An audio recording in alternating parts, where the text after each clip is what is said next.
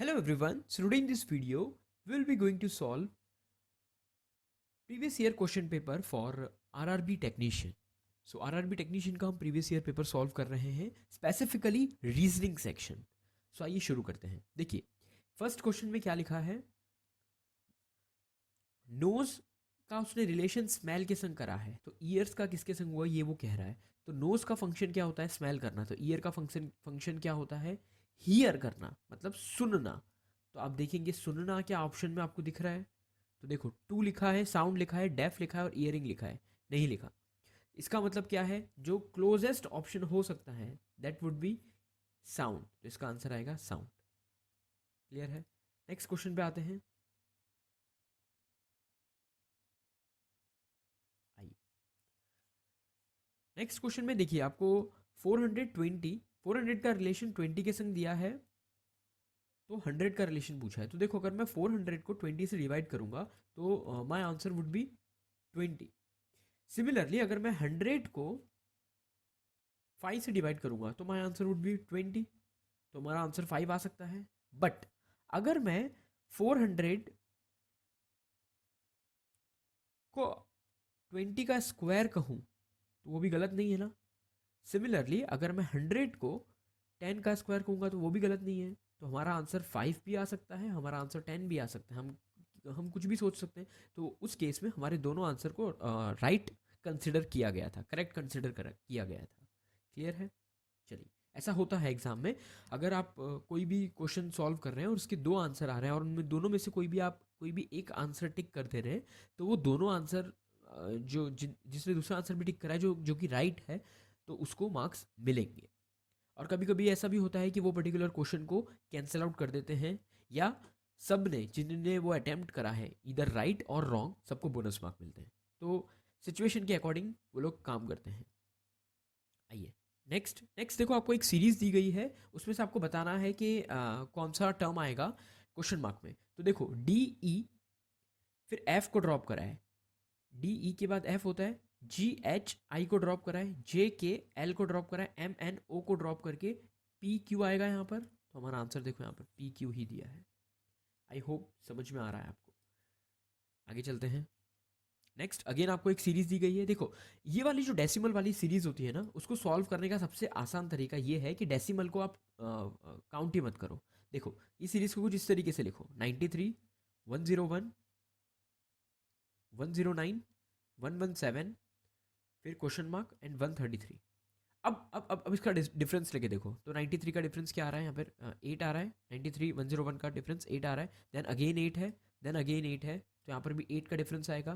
तो 8 हम क्या कर रहे थे, यहाँ पर प्लस हो रहा था हमेशा, तो यहाँ पर क्या होगा, यहाँ पर भी प्लस होगा. सो 117 प्लस 8 दैट इज़ 125. तो अब हमने जो डेसिमल हटाया था ना उसको हम लगा देंगे, तो हमारा आंसर क्या आएगा, 12.5 हमारा आंसर आएगा. तो आइए देखते हैं 12.5 कहाँ पर है. 12.5 ऑप्शन नंबर 3 आप देख पा रहे हैं. चलिए आगे बढ़ते हैं. देखो अब यहाँ पे आपको चाइनीज़ कोडिंग डिकोडिंग दे रखी है. इसको कैसे सॉल्व करते हैं, तो देखिए सबसे पहले मेरे को इसको जूम आउट करना होगा.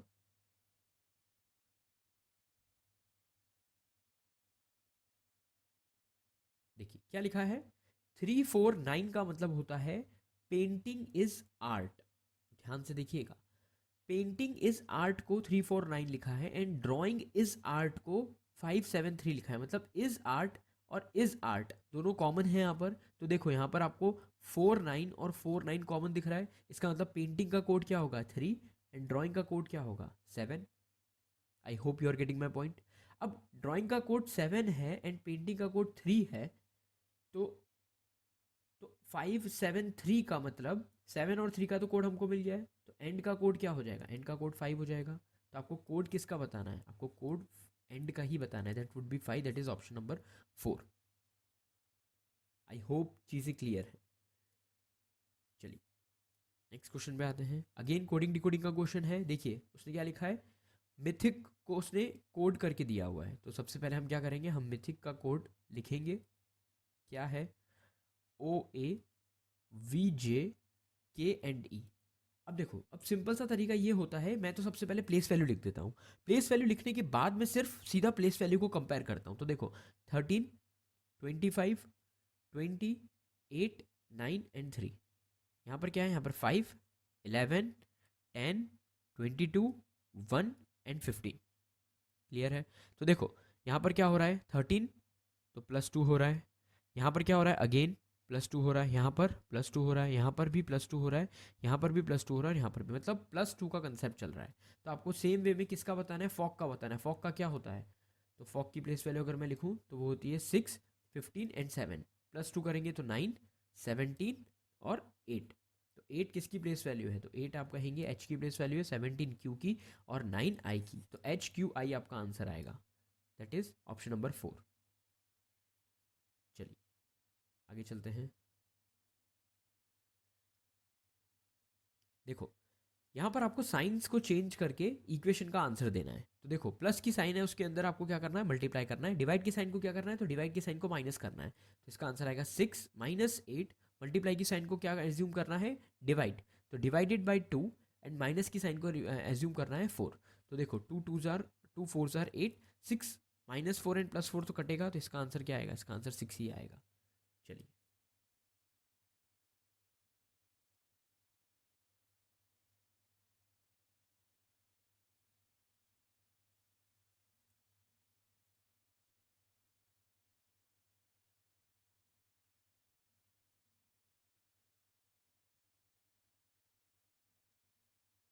देखिए यहाँ पर इसका आंसर 6 है,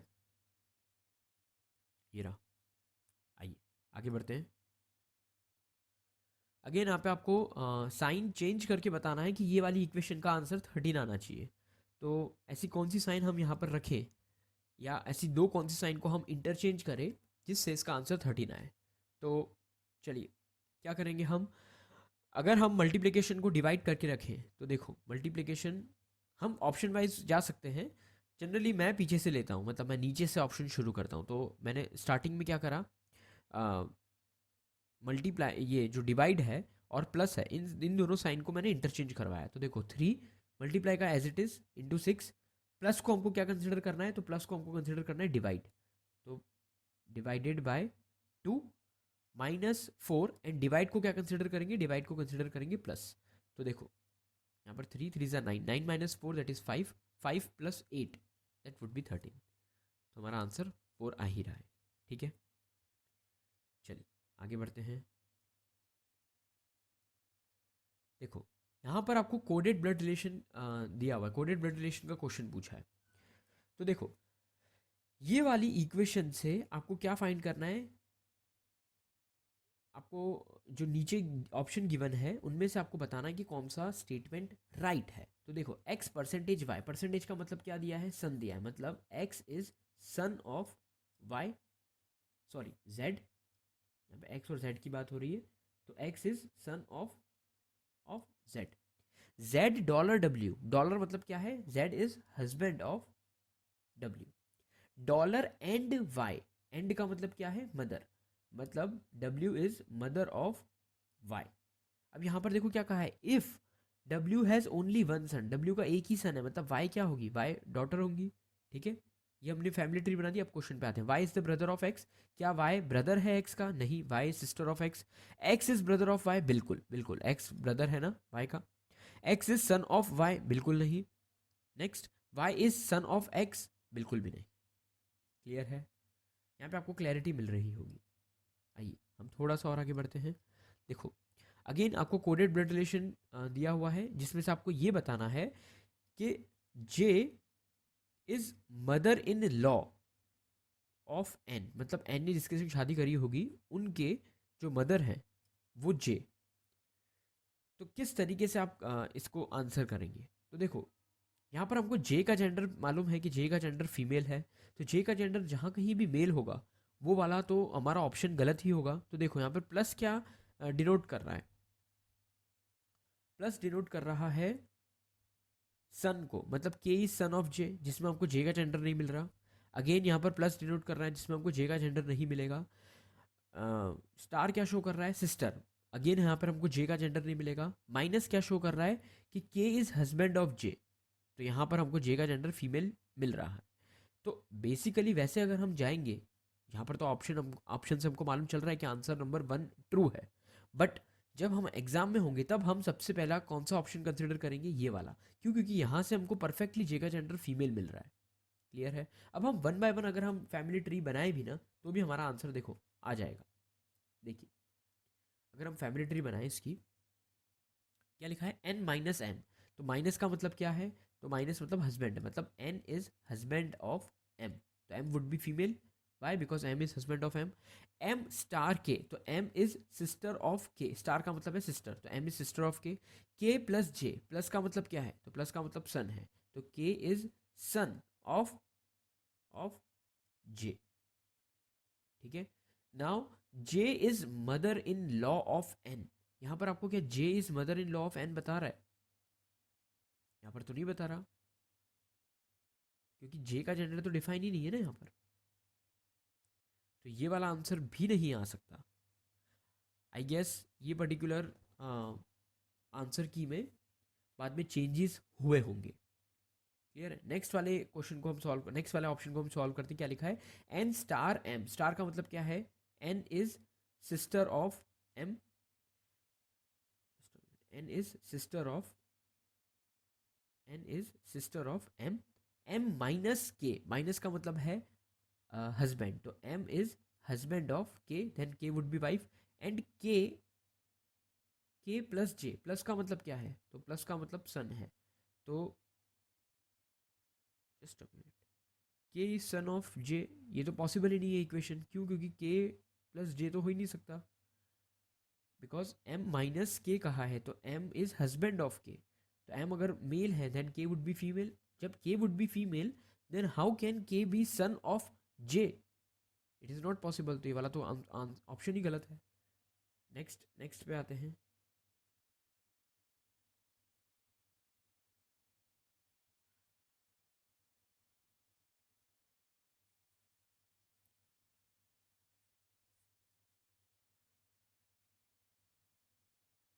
देखो नेक्स्ट वाला ऑप्शन क्या बोल रहा है, एन प्लस एम, मतलब N is son of M and M minus K, तो M is husband of K, then K star J. Star means K is sister of J. तो यहाँ पर आपको मदर इन लॉ का relation तो नहीं मिल रहा। एक बार हम फिर से फर्स्ट वाला ऑप्शन ट्राई करते हैं। फर्स्ट वाला ऑप्शन में क्या है ऐसा, एन माइनस एम लिखा है, तो N is husband of M and M star मतलब M, M is sister of K and K plus J. तो प्लस मतलब क्या है, सन, मतलब K is son of J. तो क्या J is mother in law of M आ रहा है? मदर इन लॉ तो हम बोल ही नहीं सकते, कमेंट ही नहीं कर सकते, जे का जेंडर हमको फिक्स पता ही नहीं है, तो फर्स्ट वाले से तो आंसर नहीं आ रहा। लास्ट वाले ऑप्शन पे आते हैं। देखिए लास्ट वाले ऑप्शन में क्या लिखा है, एन प्लस एम, तो मतलब N is son of M, M star K मतलब M is sister of K, and K minus J मतलब K is husband of J. तो, तो J is mother in law, J is mother in law of N, यहाँ पर भी नहीं आ रही है। J is mother in law तो नहीं आ रहे हैं ना, J is aunt of N आ रहा है। तो ये वाला क्वेश्चन अकॉर्डिंग टू मी तो इसके आंसर्स मैच नहीं हो रहे हैं। हो सकता है कुछ चेंजेस हुए होंगे उस टाइम पे। आइए इस क्वेश्चन को इग्नोर करते हैं, आगे चलते हैं। अब आता है सिलॉक्स। देखिए सिलॉक्स में क्या करना है, क्या दिया हुआ है, ऑल बीज आर हॉर्नेट। सारे के सारे बीज क्या हैं, हॉर्नेट के अंदर है। सम बीज आर वेप्स, तो some bees are wasp. All bees are hornet and some bees are wasps. Some hornet are wasps दिख ही रहा है, true. Some webs are bees, बिल्कुल true. Both conclusion one and true two follows. Clear है? आइए आगे बढ़ते हैं। No boat are ship, boat और शिप के बीच में नो का रिलेशन है। बोट और शिप के बीच में नो का relation. All ship are steamer, तो सारे के सारे शिप किसके अंदर है? स्टीमर के अंदर।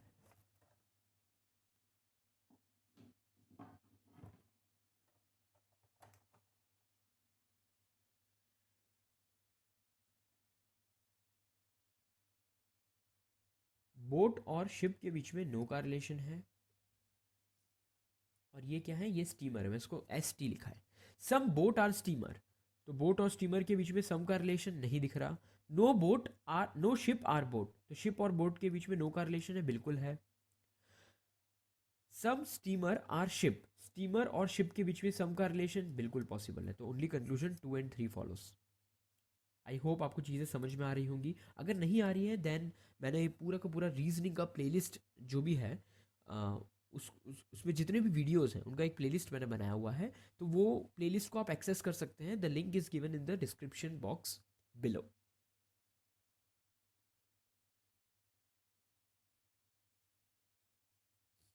देखिए अब यहाँ पर आपको एक फिगर दिया हुआ है जिसमें आपको क्या बताना है। In the following figure, square represent dietitian, triangle represent botanist, circle represent psychologist and rectangle represents Indian. Which set of letter represents psychologist who are botanist? मतलब साइकोलॉजिस्ट और बोटनिस्ट वाला जो लेटर है ना, वो हमको बताना है। तो सबसे पहले तो हमको ये देखना है साइकोलॉजिस्ट किस में रिप्रेजेंटेशन है उसका, तो सर्कल में है, मतलब ये जो है ना ये साइकोलॉजिस्ट है, ठीक है, साइकोलॉजिस्ट। नेक्स्ट, और किसका बताना है? बोटनिस्ट का। तो बोटनिस्ट कहाँ पर है? तो बोटनिस्ट किसको रिप्रेजेंट कर रहा है? ट्राइंगल को, तो ट्राइंगल बोटनिस्ट है, ठीक है। अब आपको क्या करना है? बोटनिस्ट भी हो और साइकोलॉजिस्ट ऐसे हो जो बोटनिस्ट हो, ठीक है। तो बी और ए जो लेटर है वो हमको ये रिप्रेजेंट कर रहा है ना कि वो बोटनिस्ट और साइकिलिस्ट साइकोलॉजिस्ट हैं। तो B and A, that is A and B, तो आपका ऑप्शन आएगा ए बी।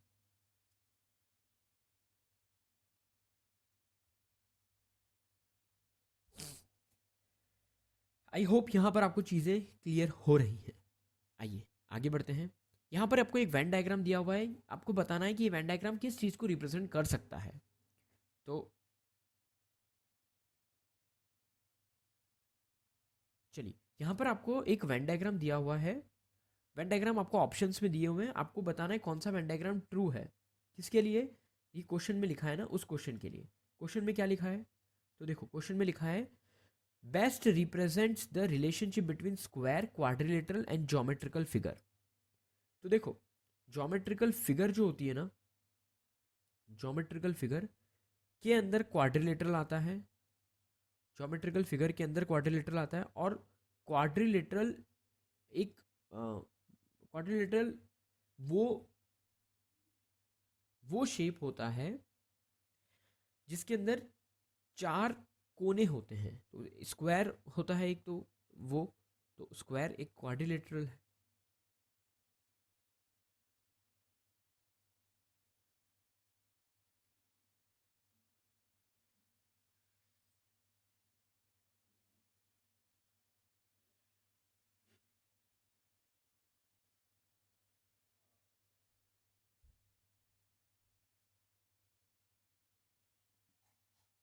तो ये किसका रिप्रेजेंटेशन बन गया? किस तरीके का रिप्रेजेंटेशन बना? ये इस तरीके का बन रहा है, यहाँ पर आप देख पा रहे होंगे ये वाला जो है। जस्ट अ मिनट,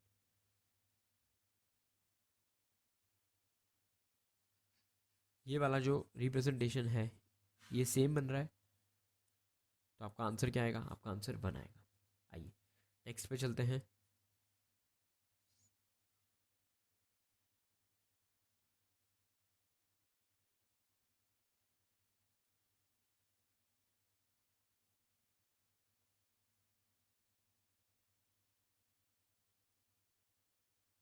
देखो यहाँ पर आपको क्या दिया है?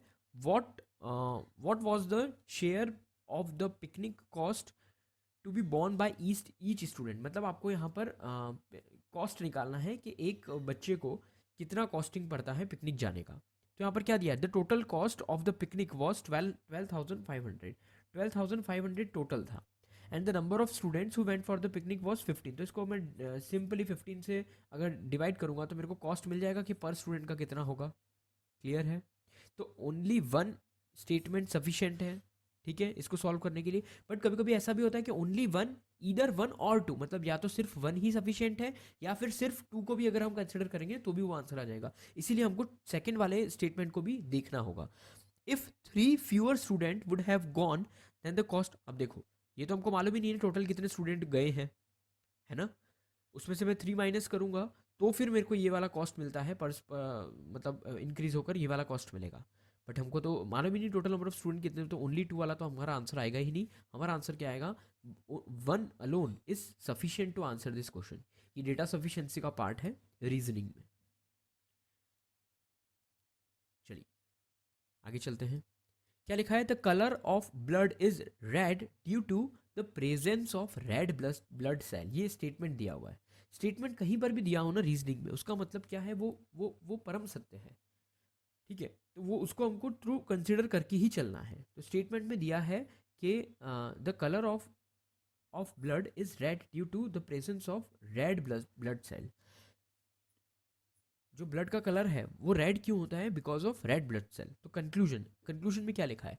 If red blood cells are removed the blood will lose its red colour. बिल्कुल सही कह रहा है। क्यों? क्योंकि कलर जो आ रहा है ना रेड, वो किसकी प्रेजेंस के लिए, किसकी प्रेजेंस की वजह से आ रहा है? रेड ब्लड सेल की वजह से। अगर हम इसी को रिमूव कर देंगे तो उसका कलर चला जाएगा। सही बोल रहा है, बिल्कुल सही बोल रहा है। Red blood cells will be red as long as they remain in the blood. नहीं, ये तो बिल्कुल गलत है, क्योंकि ब्लड में रहने का कहाँ आया? ब्लड में रहने का तो कुछ बात ही नहीं हुई है स्टेटमेंट के अकॉर्डिंग। तो ये तो आउट ऑफ कॉन्टेक्स्ट बात हो रही है।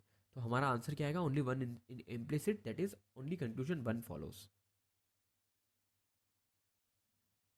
चलिए नेक्स्ट क्वेश्चन पे आते हैं हम। देखिए अगेन आपको स्टेटमेंट दिया है, the fear of punishment reduces instance of cheating during exam.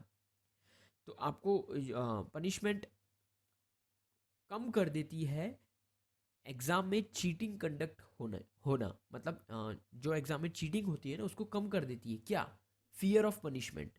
Punishment का जो डर होता है ना, वो एग्जाम में जो चीटिंग होता है उसको कम कर देता है, ठीक है। तो इंस्टेंसेस ऑफ चीटिंग मतलब एग्जाम्पल ऑफ, इंस्टेंसेस का मतलब होता है example of cheating increase if exam is difficult. ये तो कहीं कोई बात ही नहीं हुई है, तो आउट ऑफ कॉन्टेक्स्ट बात हुई जा रही है, ठीक है। Punishment is the factor that controls incidences of cheating during exam. बिल्कुल, अगर पनिशमेंट होगी तो फियर होगा पनिशमेंट का, तो चीटिंग जो है एग्जाम में उसको हम कंट्रोल कर सकते हैं। तो ये पनिशमेंट क्या हुआ? एक फैक्टर हुआ कंट्रोल करने का। किसको? चीटिंग को ड्यूरिंग एग्जाम। तो ये वाला ऑप्शन ट्रू है। Invigilator are to be blamed if students are caught cheating during exams. नहीं, इन्विजिलेटर की तो बात ही नहीं हुई है। Education has become rote learning and hence students cheat. Rote learning मतलब जिसको हम रट्टा मारने की जो बात कहते हैं वो है। बट यहाँ पर तो आउट ऑफ कॉन्टेक्स्ट बात आ रही है। क्यों? क्योंकि हमें स्टेटमेंट में तो ऐसा कुछ मेंशन करा नहीं है। तो जो क्लोजेस्ट ऑप्शन हो सकता है, closest possible correct option would be option number 2। I hope आपको क्रिटिकल रीजनिंग का भी थोड़ा बहुत यहाँ पर नॉलेज मिल रहा है। पेपर को हमको किस तरीके से डील करना है ना, वो अल्टीमेटली हम सीख रहे हैं। वो चाहे वो ऑप्शन एलिमिनेशन मेथड हो, चाहे हम उसको सॉल्व करके आंसर लेकर आए। अभी देखिए ऑड वन आउट का क्वेश्चन है। आपको 4 ऑप्शन दिए हुए हैं, आपको बताना है ऑड वन आउट क्या है। तो आई की अगर मैं प्लेस वैल्यू लिखूँ तो 9, के की 11 एंड दैट इज 13। तो 2 और 2 का गैप आ रहा है। जी की प्लेस वैल्यू लिखूँ तो 7, 5 और 3। तो ये -2 और -2 का आ रहा है यहाँ पर, जबकि क्या हो रहा था यहाँ पर +2 और +2 हो रहा था, ठीक है। इसकी अगर लिखूँ तो 15, 17 एंड 19, अगेन +2 और +2 हो रहा है। इसकी लिखूँ तो 21, 23 एंड 25, अगेन +2 और +2 का गैप हो रहा है। तो एक ही ऐसा ऑप्शन है जिसमें -2 हो रहा है, दैट इज ऑप्शन नंबर 2। चलिए आगे बढ़ते हैं। Find odd word of the given alternative. Tree, herb, shrubs और फ्लावर।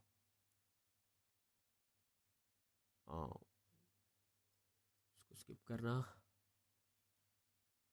इसे भी स्किप करो।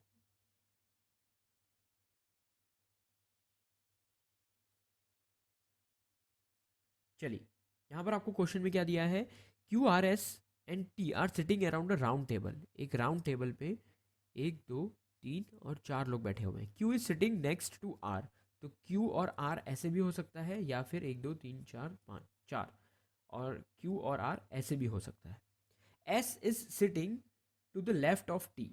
एस जो है ना वो टी के लेफ्ट में है। अब सबके सब अंदर देख रहे हैं या बाहर देख रहे हैं, ऐसा तो कुछ मेंशन नहीं करा है। हम कंसिडर करके चल रहे हैं कि सबके सब अंदर देख रहे हैं, ठीक है। जब भी नहीं दिया होता है तब हमको कंसिडर करना पड़ता है। तो S is sitting to the left of T and Q is not sitting next of T, मतलब ये वाला ऑप्शन चला जाएगा। तो S is sitting to the left of T, और क्यू देखो टी के संग नहीं बैठा है, तो ये वाला ऑप्शन ट्रू हो जाएगा, ये वाला पॉसिबिलिटी ट्रू हो जाएगा। Which of the following statement is incorrect. कौन सा इनकरेक्ट है ये आपको बताना है। देखो एस इज फेसिंग आर, तो एस और आर तो देखो फेस कर रहे हैं आपस में एक दूसरे को, यहाँ पर आप देख पा रहे होंगे आर और एस आपस में एक दूसरे को फेस कर रहे हैं, तो ये तो ट्रू हो गया। Next, Q is facing T, तो ये भी ट्रू हो गया। Q is to the left of R, ये आर को अगर हम अंदर दिखाएं तो क्यू क्या लेफ्ट में है आर के, नहीं, आर के राइट में है क्यू, तो ये वाला गलत है, हमको इनकरेक्ट फाइंड करना था, तो हमारा ऑप्शन नंबर 3 आ जाएगा। S is to the right of Q, तो एस क्यू के राइट में ही है, बिल्कुल राइट में, अगर हम सबको अंदर दिखा रहे हैं तो। आई होप यहाँ पर आपको चीज़ें क्लियर हैं।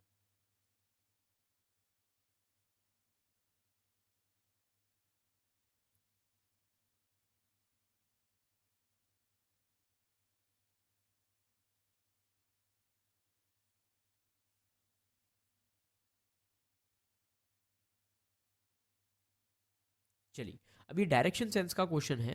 इसमें देखो क्या लिखा है, two fielder I and J start from same point on a ground. चलिए इसको ड्रॉ करते हैं। एक सेम पॉइंट है जहाँ से आई और जे ने अपनी जर्नी को शुरू करा है। आई रैन 20 मीटर नॉर्थ, आई कितना मीटर नॉर्थ गया, 20 metre, and then turn towards east, east में टर्न करा and run 35 metre. He turns to his right and runs 15। अब यहाँ से उसने राइट टर्न लिया और कितना मीटर चला, 15 मीटर चला। यहाँ पर आई रुका हुआ है। नाउ ये किसकी डायरेक्शन है, तो ये आई की है।